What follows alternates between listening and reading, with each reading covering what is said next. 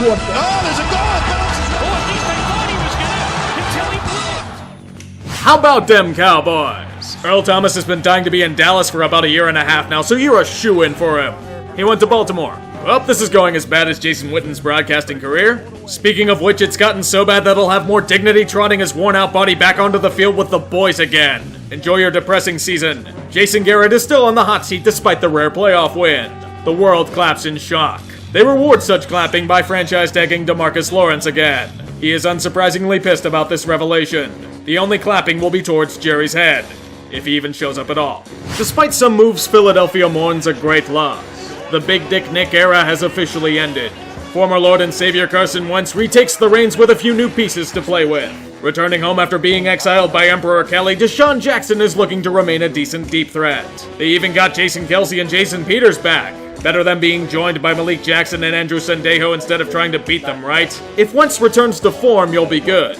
Keyword there is if. At least they have a chance, unlike the New York Giants. I have one thing to ask. What the fuck are you guys doing? You deluded yourselves into thinking you were still competitive despite all evidence pointing to the contrary. Drafted a great running back to drive him into the ground, yet apparently now is the time to blow it all up. We thought the dumbest thing you did was not franchise tag Landon Collins. Sure, he may be overrated for the services he provides, but he's still one of your better defenders. The asset management here is absolutely terrible. All to replace him with old-ass Antoine Bethea, because veteranism. There's nothing else I'm missing here. Giants Twitter mentioned nothing about any sort of blockbuster trade. Oh yes, that's because it's one of the most unpopular and poorly planned moves in football's recent history. Thanks to being a head case in the eyes of the executive branch, Odell Beckham was traded to Cleveland for a first, third, and yes, a box safety who's younger, cheaper, and far more unproven.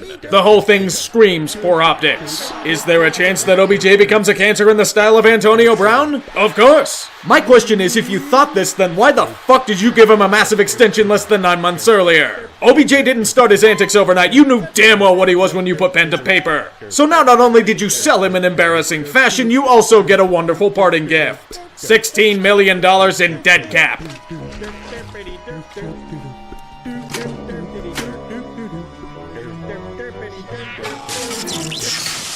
But it's not that terrible, G-Men. You got Golden Tate! Older, less talented, into a big contract. He can carry out Eli Manning's corpse to the field every game. I don't know what I find more pathetic. The fact that the Giants didn't franchise tag Landon Collins, or that the Redskins lived up to their stereotype and threw money at him. How exorbitant, you ask? A 6-year, $84 million deal with almost $45 million guaranteed. Giants fans everywhere are still upset, but thanking God that their owner isn't Dan Snyder. You all remember how awful the safety market was last year? Well, this year's crop should be thanking the Redskins for breaking their pay ceiling wide open. He can somehow regress as a box safety, along with the return of Adrian Peterson and their new quarterback in Case Keenum. As awful as it sounds, they may have been better off keeping Kirk Cousins. You know how bad that feels for Skins fans? Even worse than signing Eric Flowers? Jesus God. Good news, Chicago. The heretic kicker has been burned at the stake for all things Ditka. Cody Parkey, despite a guaranteed contract for another year, has been cut. The release form surprisingly did not hit the uprights. Looks like the public interview ruffled a few feathers in the organization because football mentality. For now, you may have lost a few pieces in the secondary, but a kicker tryout brings a glorious alum from Pitt. Chris Blewett. Please give him the kicking spot. The memes would be glorious. In addition to the Tennessee Titans trying to copy their big brother in the New England Patriots, the Detroit Lions have thrown their hat into this imitation ring. Why? Well, let's start by offering an exorbitant sum to acquire their best defensive lineman, Trey Flowers. Don't worry, you also filled the white wideout quota by signing Danny Amendola, a former Patriot. Not enough deja vu? Get the tight end that got royally screwed by what the fuck is a catch a few years ago. And how about Justin Coleman from the Seahawks for that extra salt in the wound? Good, no? Maybe your upside won't be 8-8 this year. The Packers have invested in free agency. I did not misspeak. The Green Bay Packers spent significant money on free agents. To understand the severity of importance to this situation, Green Bay just spent more money in one offseason than most of this decade. Instead of the usual bargain bin hunting and half-assed pretenses of shopping, the Packers became uncharacteristically aggressive in aiding their awful defense. Linebackers Adarius Smith, Bears convert Adrian Amos, Redskins refugee Preston Smith to replace Clay Matthews, and a strong offensive lineman in Billy Turner. The price tag comes to over $184 million. Welcome to the 21st century of business, boys. Now watch these signings flop and the Packers go back to being free agent hermit crabs for an eternity. Kind of like what the Vikings are doing right now. Well, besides the returning Anthony Barr part. The NFC South has been quiet, relatively speaking. The Atlanta Falcons brought in some offensive line help. The New Orleans Saints replaced Mark Ingram with the younger back in Latavius Murray. And they even pried Teddy Bridgewater from the cold, dead hands of a Dolphin. The Panthers signed a new starting center in Matt Paradis. Cam Newton available to take snaps at full strength, still to be determined. As for Tampa Bay, what's more buccaneer and swashbuckly than shedding more talent? Can't compete with market rates? Just go bargain bin hunting for low-risk candidates in the hope they break out. Also a punter. Good luck, Arians. The Arizona Cardinals, instead of trying to forge a new path, have reinforced every stereotype about them this offseason.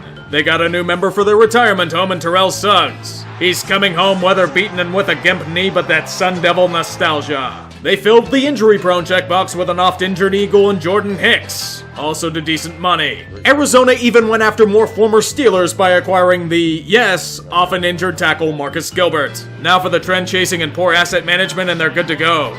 Chasing after a hot college prospect while giving up on the guy they drafted a year earlier, that works.